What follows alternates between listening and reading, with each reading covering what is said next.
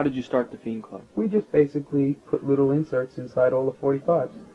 Now, what made an application. What made you come across doing something, the Misfits Fiend Club? Well, we wanted to get more feedback from our fans and wanted to get a little closer to them and see what they liked and didn't like and stuff like that, and offer them stuff like T-shirts and stuff. It didn't cost anything, did it? No, it didn't cost anything, and we always sent out free stuff. And what did you get though? You got an 8x10 picture, whatever one we had at that time printed up. Tons of free stickers, T-shirt order forms if you wanted them, and our prices were real reasonable at first. Even later on, even now they're still reasonable compared to You get the button too at that time? You got buttons whenever they came out. Our T-shirts at first were $5 and $6, and they were full color, hand painted, full color. Right, I remember the horror business. You know, the black was screened on, and the colors were all colored. And eventually, we just started doing them black and white because we were getting too many orders, and they were still $5 and $6. Right. And just recently they went up to $7, and now the black shirts are $8, and the Is that white postage ones are paid $7. or ad postage? And that's postage paid too. Okay, so that's a pretty good deal. Yeah. You see, one of the things is that all the negative talk could just get squelched in one shot when someone would say, well, who else does what the Misfits does for their fans? Okay, who else gives them all this free shit? The DKs, man, you have to pay for everything with that band. And a lot of the other bands too. Black Flag, they charge you for everything. Every button, every sticker, everything. We were the only band giving away all that free shit.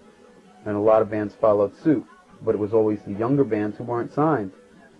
Right. Any established band never gave anything away free. And I think that, you know, with the Misfits, it was always like kind of a fun thing for us, you know. We like doing that kind of stuff. So how many people did you end up having on your mailing list while that was going? At the end of the Misfits, we had 5,000 Fiend members.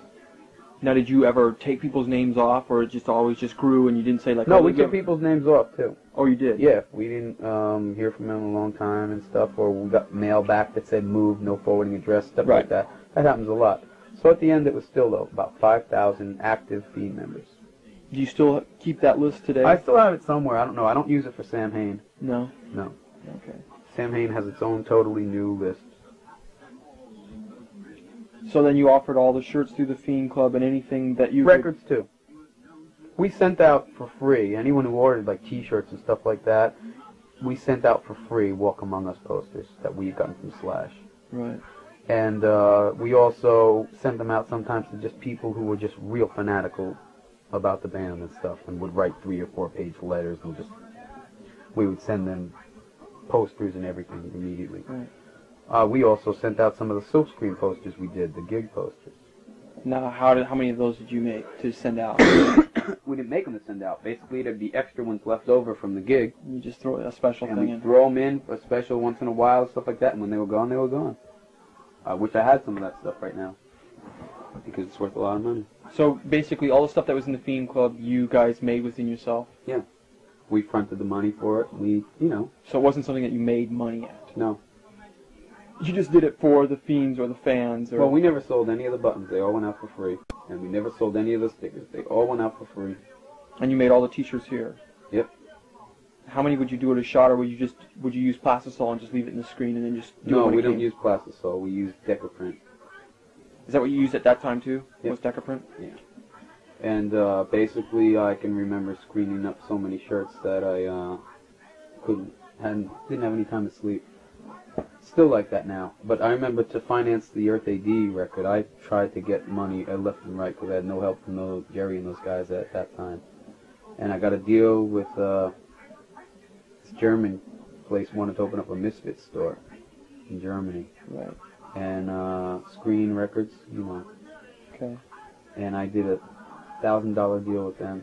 I sent them 45s, and I sent them T-shirts worth about, now wholesale, not retail, wholesale worth, I'd say about $700 or $800. And I had to print a hell of a lot of shirts, because at wholesale, that's about $4 or $5 a shirt. Does this have to coincide with the Evil Live and the Earth AD being released over there? No. This guy, we just had a real big following in Germany since Beware. So, how many was pressed of Beware? About 15,000, I'd say, 10 or 15,000. It seems so hard to get to. 15,000 were made. They're all over though. They're not just America. Well, it's mostly America. Well, it wasn't England. for here, was it? It was What? just a European pressing. It was a European pressing. What I'm saying is that they kept on repressing it. Like when Walk Among Us came out, Sounds had this big thing. I think Dave sent it to Jerry, Dave Aney, and said, due to popular demand, I saw the Caroline ads. and Cherry Red is repressing Beware and all that stuff. I saw the ads. You and did? It was always available in Sounds, in the back pages there, and the little ads with Small Wonder ads and stuff. It would say, Misfits Beware, and I always go, what's that?